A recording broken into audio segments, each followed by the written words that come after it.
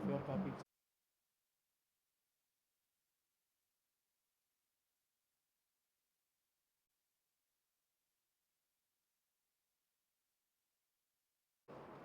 Media మిత్రులందరికీ నమస్కారం. రాష్ట్రంలో కూటమి ప్రభుత్వ పతనం ప్రారంభమైంది. చంద్రబాబు గారు ప్రజలు ప్రతిపక్షాల తాలూకా నిరసనల్ని సహించలేకపోతున్నారు. గూగుల్ డేటా సెంటర్ని సిపిఎం పార్టీ బృందం పర్యటించింది. ఆ పర్యటించామని చెప్పని సిపిఎం పార్టీ కేంద్ర కమిటీ సభ్యులు, జిల్లా కార్యదర్శి, జిఎంసీ ఫ్లోర్ లీడరు, ఆర్లోవా జోన్ నాయకుల మీద ఆర్లోవా పోలీసుల ద్వారా చంద్రబాబు ప్రభుత్వం అక్రమ కేసులు బనాయించింది. మేము ఏ నేరం చేశాం? అదాని మనుషుల మీద దాడి చేసామా, లేకపోతే ఆస్తు ధ్వంసం చేసామా? సింహాచలం కొండ మీద గూగుల్ డేటా సెంటర్ పేరుతో విధ్వంసం జరుగుతూ ఉంది. వేల చెట్లు నరికేస్తున్నారు, జలవనరుల్ని ధ్వంసం చేస్తున్నారు. దీనివల్ల ఆర్లోవా చినగదిలి ప్రాంతాల్లోని ప్రజలు నీటి సమస్య ఎదుర్కొంటారు. డేటా సెంటర్ వల్ల వేడి విపరీతంగా పెరిగి ప్రజలు ఇబ్బంది పడతారని చెప్పని మా దృష్టికి వచ్చిన మీదట బాధ్యతగా రాజకీయ పార్టీగా, ప్రజల పక్షాన్ని నిలిచే రాజకీయ పార్టీగా మేము పర్యటన చేశాం. అది మా బాధ్యత. ఆ బాధ్యతను మేము నిర్వర్తించాం. పర్యటన చేస్తే కేసులు పెడేస్తారని పర్యటన చేయకూడదా? ప్రజల సమస్యలు తెలుసుకోకూడదా? ప్రజల గురించి నిర్మించకూడదా?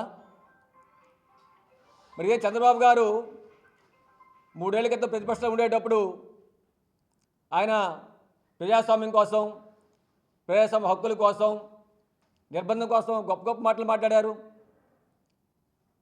అంటే మీరు ప్రతిపక్షంలో ఉండేటప్పుడు మీకు ప్రజాస్వామ్యం కావాలి, ప్రజా హక్కులు కావాలి.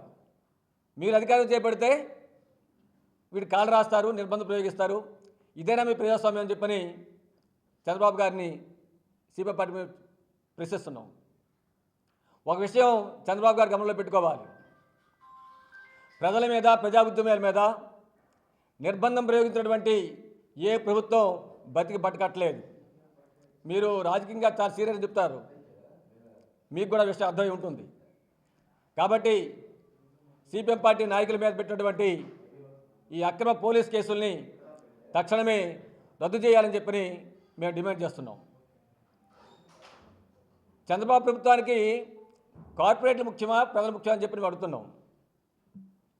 2019 ఫిబ్రవరిలో ఇదే చంద్రబాబు గారు మధురవాడ ప్రాంతంలో హిల్ 3 కొండ మీద 400 ఎకరాలని అదాని డేటా సెంటర్ కేటాయించి 24,900 మందికి ఉద్యోగాలు వస్తాయని చెప్పి ప్రకటించాడు ఆయన. ఇంతవరకు దానికి గతి లేదు. ఆ ఉద్యోగులు ఏమైంది అడుగుతున్నాం మేము. ఎంతమంది ఉద్యోగాలు కల్పించారు మీరు? ఒక సెక్యూరిటీ గార్డు ఉద్యోగం కల్పించారు. అక్కడ ఎటువంటి అభివృద్ధి అక్కడ జరగలేదు. మరి ఈ 400 ఎకరాల భూమిని తిరిగి స్వాధీనం చేసుకోవాలి కదా.